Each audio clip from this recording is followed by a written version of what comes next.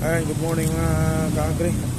Ayan, harvest na namin yung aming upland kangkong. Ayan, igigisa namin yan mamaya tanghalian. Ulam sa tanghalian. Ayan, may libreng ano na ulam. Ayan.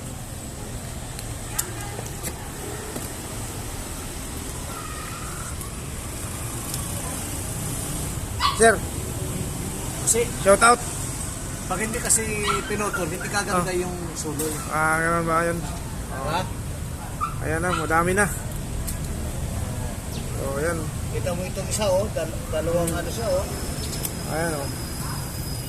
Libreng ano na. Libreng ulam na kami sa tanghalian.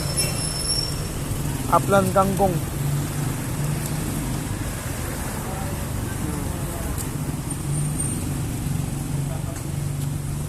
Sabi mo Ayan sa o. Sariwa. Magdadagdag pa kami ni Sir Puroy ng ganyan. Kulang eh, dadalawang ano lang. Dadalawang Wilkins lang. Dagdag pa tayo ng ano, another. Hindi pa tayo ng sinsang kangkong.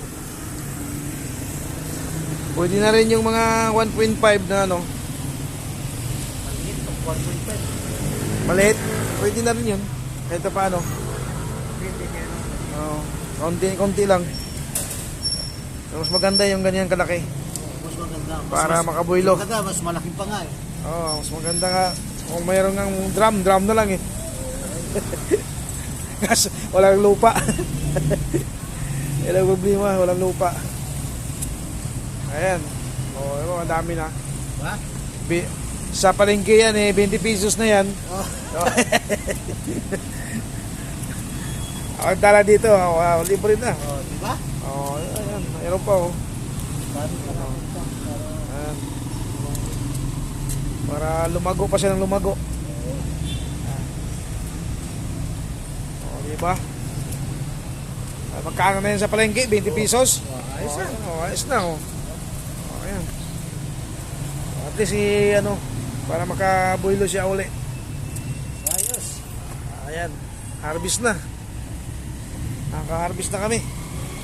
Libre na kaming tanghalian. Ayan. Ako Sir Puroy, shout out na dyan.